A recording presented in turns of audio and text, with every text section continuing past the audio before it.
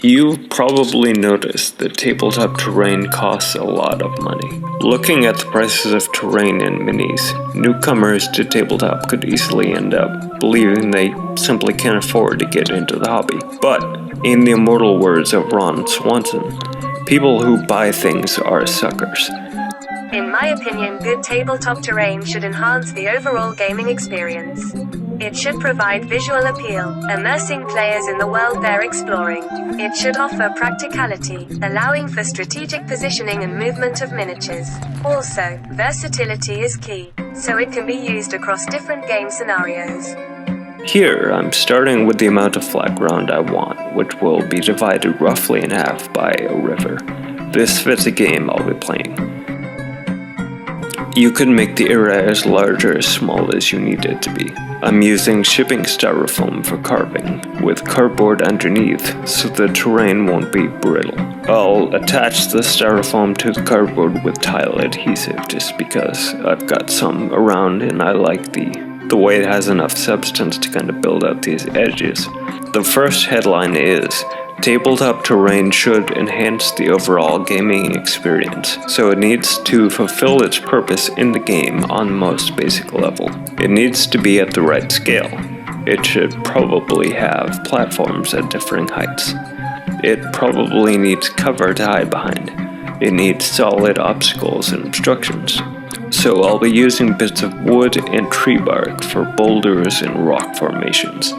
If you or someone you know has a wood stove, firewood will provide all the bits and debris you ever need. To prepare your wood or bark, you can use a wire brush or steel wool to scour away caked on dirt and any loose or hanging elements. As you attack it with the wire brush, you'll see parts of it that are waterlogged or rotten coming off. The more you scour bits off, the more solid whatever remains will be, and the more interesting, weathered, and stone-like it will look.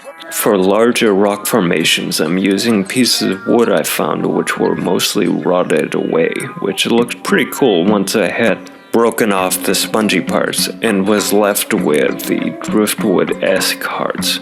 On this one I carved a face with a flowing beard, just because I thought it looked interesting and added a little Easter egg. Was there a previous civilization in this place, which left behind this relic? Who knows? With the first pass of paint and primer applied, things are looking fairly nice. If you want cheap paint to look and behave more like expensive paint, try using it with water with a couple drops of dish soap stirred in. It'll give a gradient instead of solid flat color. Next, I'll carve the course of the river into the styrofoam.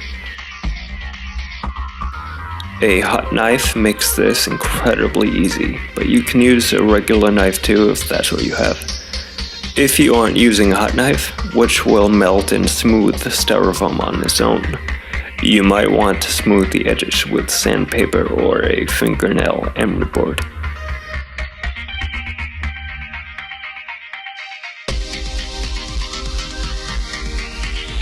First, some more spray primer on everything, then we'll paint the riverbed. I'm using blue for water, but this could easily be red lava or green acid or whatever else you need.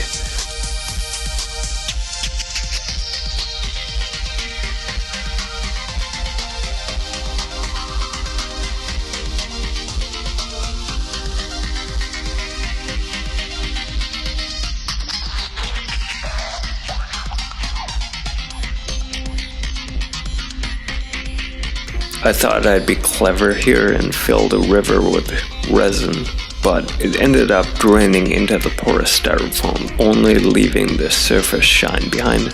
So I should have sealed it with something first, or I could have just used cheap glaze or varnish and gotten the same effect but saved the more expensive resin.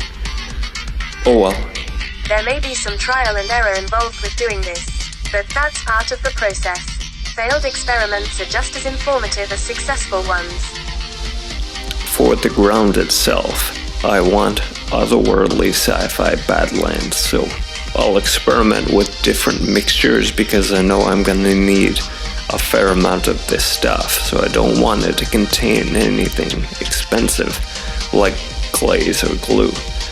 I hit on the idea of using plaster of Paris and paint, then sprinkling texture onto it.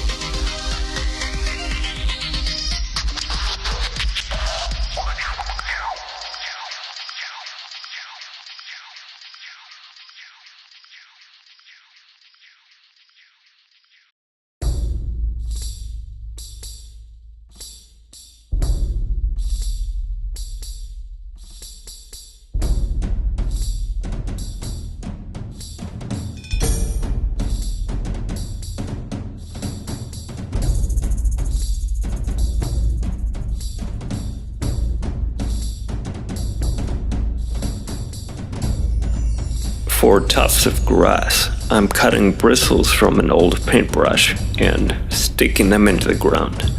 After this dries overnight, I'll turn it upside down and let everything, grass, sand, whatever, fall off, if it isn't actually adhered. So I'm doing a little extra right now, expecting some of it is going to come off later. The second headline is, Tabletop terrain should provide visual appeal, immersing players in the world they're exploring. Headlines 3 and 4. Terrain should offer practicality, allowing for strategic positioning of miniatures. And versatility is key, so terrain can be reorganized and reused across different game scenarios. Why does the gamer bring a ladder to the table? To reach the highest level. All told, there is technically $1 or $2 of glue, paint, plastic plants, etc. tied up in this. As a practical matter though, I made this set with just stuff I had lying around and didn't spend a single cent on it, but ended up with a perfectly usable game table, tailored to the rules and scenario I'll need it for. If you enjoyed this video, remember to like and subscribe, and share it to show others that you're a crafty one and you'd rather make things than buy things. With practice comes growth and learning. So if you need some tabletop terrain, go ahead and get started putting these ideas into action and expanding upon them.